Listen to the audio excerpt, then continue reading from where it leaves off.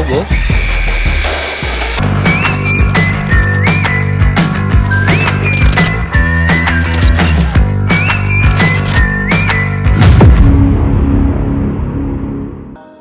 Yo, what's up? Kumusta mga lods? Nandito na naman tayo sa ating second episode sa ating high pressure washer. Bali mag-update lang tayo mga lods, no? Kung ano na kaya ang performance nitong nabili natin kasi medyo matagal-tagal na mula nung March 29 or 7 months ago. So far yung mga nozzle niya, batteries niya, fit na fit pa naman at okay na okay pa. So try na natin mga lods. Punta tayo ngayon sa labas. Let's go! Nakikita nyo naman mga lods, no? Hindi na nakaligpit yung hose natin kasi madalas natin siyang ginagamit.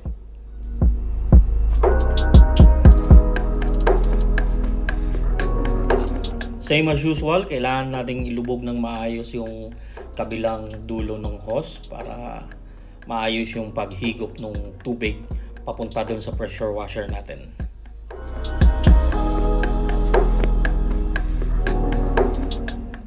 At itong kabilang dulo naman ay dito natin siya ikakabit sa pressure washer natin. Siguraduhin lang natin na maglalak siya ng maayos para walang tagas o leak.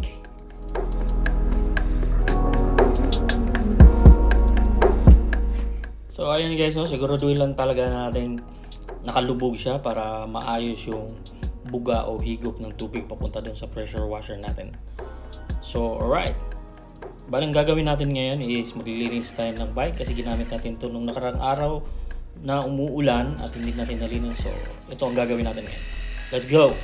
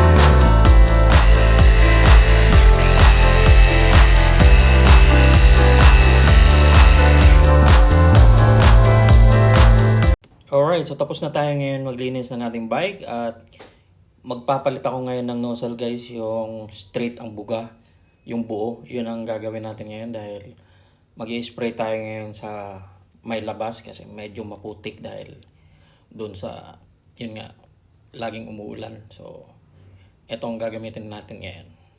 Let's go!